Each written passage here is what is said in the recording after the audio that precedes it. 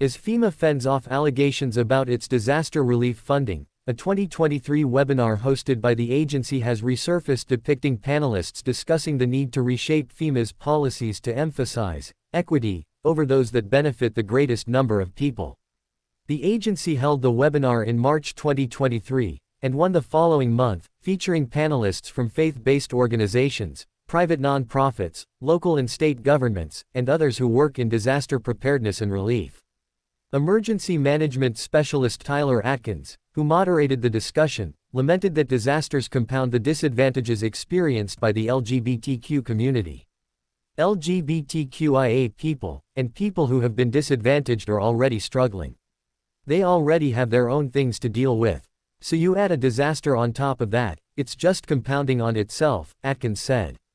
Maggie Jerry of Substance Abuse and Mental Health Services Administration (SAMHSA) noted that there is a shift underway in emergency management from utilitarian principles where everything is designed for the greatest good, for the greatest amount of people, to disaster equity.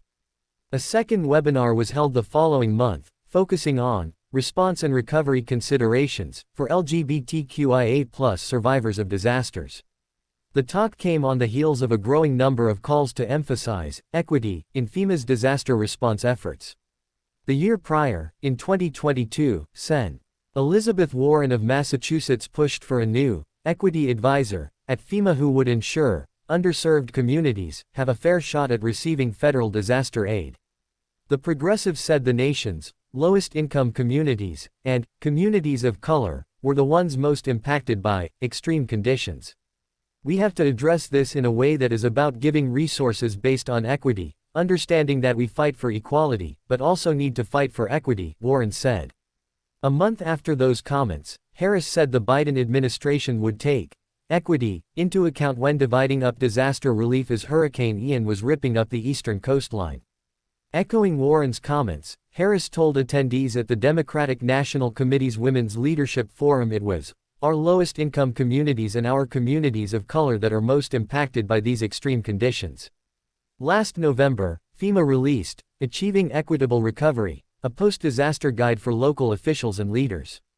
The toolkit served as a guide for local officials and leaders to help rebuild their communities equitably, with the needs of different populations in mind.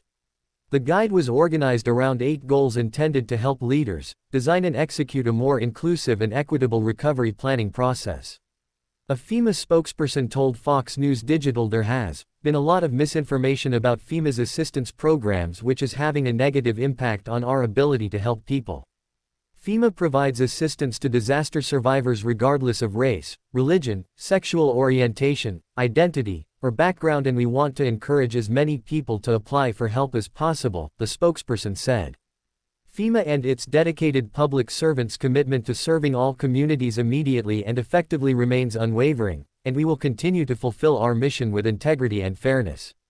Meanwhile, the Unearthed webinar from March 2023 comes after Homeland Security Secretary Alejandro Mayorkas faced a barrage of criticism for claiming that FEMA is out of disaster funds. We are expecting another hurricane hitting.